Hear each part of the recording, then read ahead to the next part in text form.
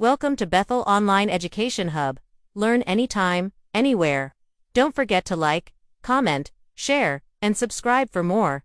Let's learn together, the Bethel way. This is practical research lesson 10. So our next lesson is about data collection.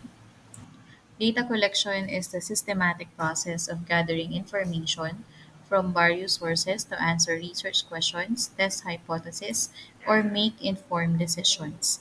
This process involves collecting, measuring, and recording data using methods like surveys, interviews, observations, or existing databases to gain insights, track trends, and solve problems across diverse fields such as business, science, and government. Here are some of the techniques in collecting quantitative data. First is observation, gathering of information about a certain condition by using senses. So mag-o-observe ka lang, mostly gamit ang mata, panonoorin mo lang sila. Survey, by means of questionnaires, you use series of questions that respondents will have to answer. So dito magpapabigay ka na ng mga questionnaires na kailangan nilang sagutan. And then experiment. It would be used as a treatment or intervention. Pag experiment, laging tandaan na it's either negative or positive ang magiging outcome kapag ito yung ginamit mong technique.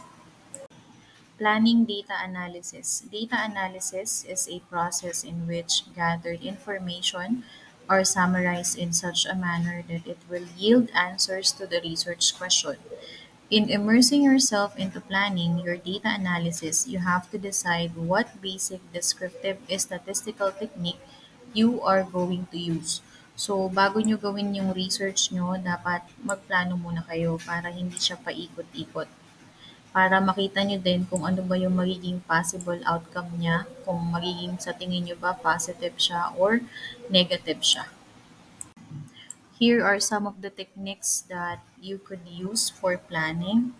So, una, descriptive statistical technique. It provides a summary of the ordered or sequenced data from your research sample. Second, inferential statistics. Used when the research study focuses on finding predictions, testing hypotheses, and finding interpretations, generalizations, and conclusions. Kapag halimbawa descriptive statistic yung gusto nyong gamitin, pwede kayong mag-calculate, mag-describe, o kaya mag-summarize nung nakuha nyong data. Pwede kayong gumamit ng manuscript, text, o kaya graphics para ipakita yung collected data nyo in figures.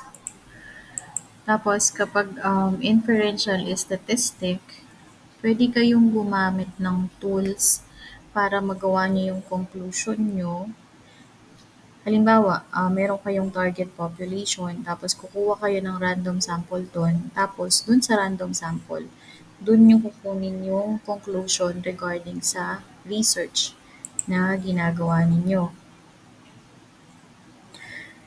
'Pag inferential kasi, it uses mathematical and statistical method, kagaya ng paggawa ng hypothesis testing. So, it's either negative or positive yung magiging outcome kasi hypothesis siya or wild guess siya para ma-justify nyo yung ginagawa nyong research. Ah, Example ng inferential statistic, conducting a clinical trial with a small group of patients para matest yung efficacy ng bagong gamot, and then using the result to make inferences about the drug's effectiveness. So, di ba, after matest ng mga patients yung bagong gamot na yun, o after matest ng mga human tester, isusulat kasi nila kung ano ba yung mga nangyari after nilang uminom. Tapos yun yung gagamitin mong inferential statistic. Kanina yung nauna nating techniques ay tungkol sa quantitative, so in short, quantity. Now naman, it's qualitative data, techniques in collecting qualitative data. First is interviews. One-on-one conversation to explore individuals' experiences, opinions, and motivation. So, interviewin mo siya. Second, focus group.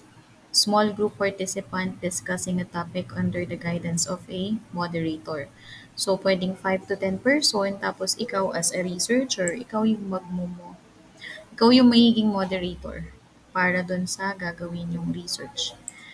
Document analysis, collecting and analyzing existing data in the form of text, images, audio, or video recording. So, dito naman, ready na yung data. Hahanapin mo na lang siya. So, meron na siyang mga possible data na pwede kang makuha.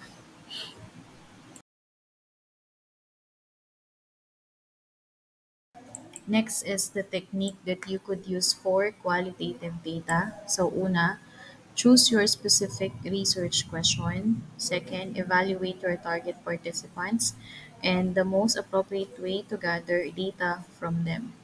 Third, determine if the research context best suits an individual focused approach. You may also combine techniques to overcome limitations and gain broader insights.